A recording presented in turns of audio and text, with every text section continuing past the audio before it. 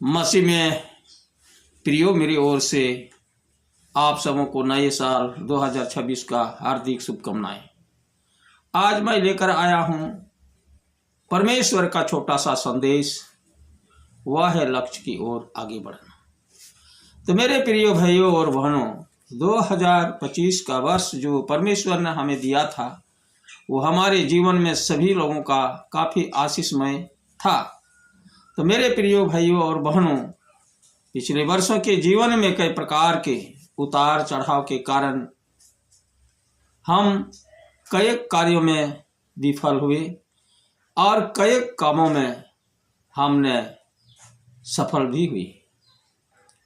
तो मेरे प्रियो भाइयों और बहनों, ये 2026 का वर्ष हमारे जीवन में जो अभी परमेश्वर ने हमें दिया है, ये वर्ष में हमें उस लक्ष्य को पूरा करने के लिए हमें प्रार्थना पूर्वक आगे बढ़ना चाहिए।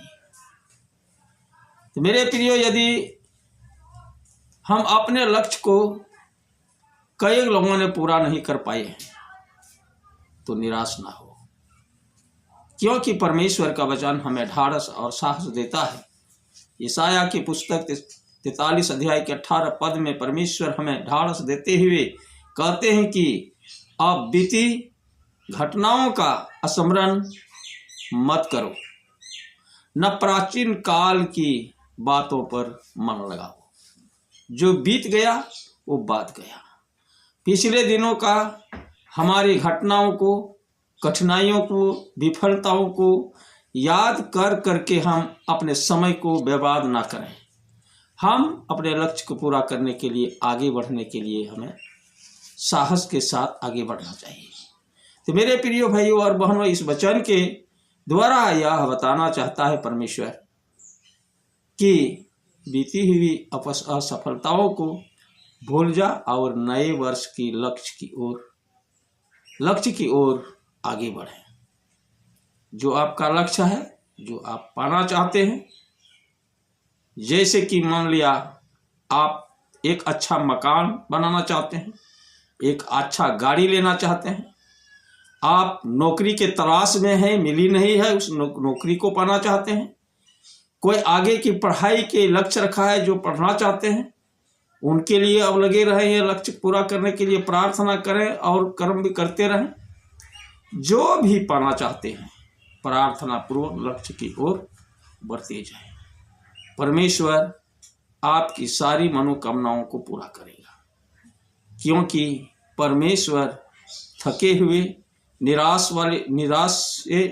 निराशा को, थकेमंदों को, जो पाना चाहते हैं नहीं कर पाए हैं, परमेश्वर उन सबों के साथ है। वो सहायता हमें मदद करेंगे, क्योंकि यशायाह का पुस्तक 40 अध्याय और 29 पद में इस प्रकार से कहता है।